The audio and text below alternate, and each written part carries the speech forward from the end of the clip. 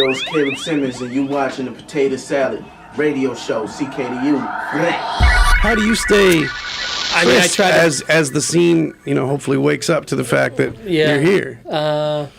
That's a good question. I think there's definitely the practice element, and that applies. Sorry, I'm leaning so far back. I'm not even. No, you give an atmosphere. Yeah, right. Three-dimensionality of sound.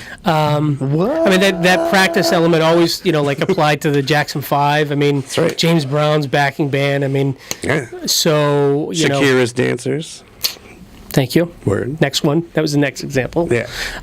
It's always I try to, right after James. Right? Yeah. I try to be productive and bang out beats frequently. Yeah. I mean, my schedule now, in the summertime, I'm not as busy making music because I'm busy working. But in the off season, it's I don't know. It's like today, I have a 2-year-old at home. And she had the longest nap of her life. She had a 3-hour nap today. Beautiful. Yeah. Nice. I got an 8.5 month. It will eventually happen. God, I banged out 3 beats in 3 hours. Ooh. And they're not, there's one that's probably a 7.5. One's a 4.5, in my opinion. And then the other one could be a 10, but I just haven't finished it because it was the last one I did. Right. And it's by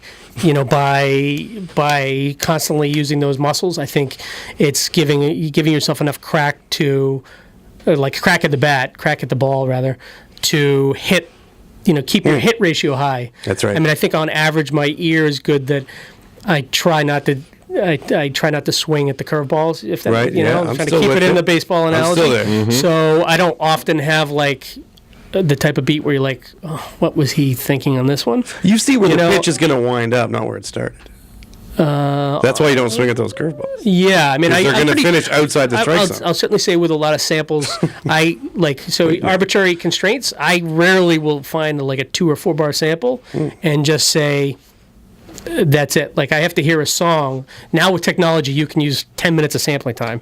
So to make something interesting, I have to hear a song and be like, there are places that I can go with what this provides me.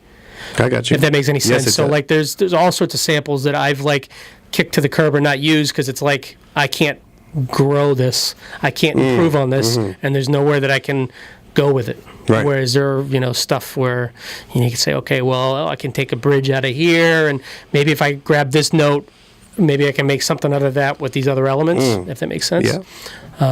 So I think practice definitely is important. Yeah.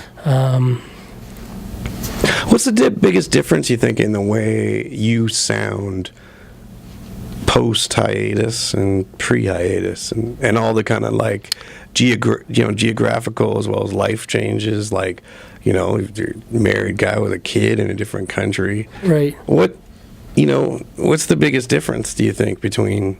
I think some of it's technology, to go back to that. So, I have now a bunch of soft synths, and I have a bunch of, I have Native Instruments Complete, which has got, piano VSTs and horn VSTs.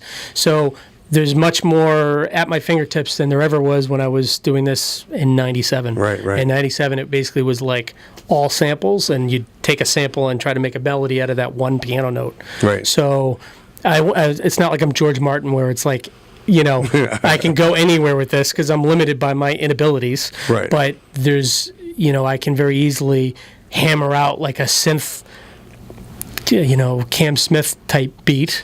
And I'll be like, oh, I kind of like that. It may not be good for anybody else, but from my perspective, I'm like, oh, you know what? I could maybe go in that lane. Sure. And then, I'll find a record. I mean, I still record shop. Oh, I actually was in Georgia on Thursday for work, and I went shopping at a record store in Athens, Georgia, and I came back. Oof. Yeah, great record store. They were cheap. It was $5 each. Which in the scheme of things is highfalutin for me, but expensive by professional store standards. And I got a bunch of gospel records, and I'm optimistic about it. You know what I mean? Nice. Anyway, so sampling's always there, and it should be.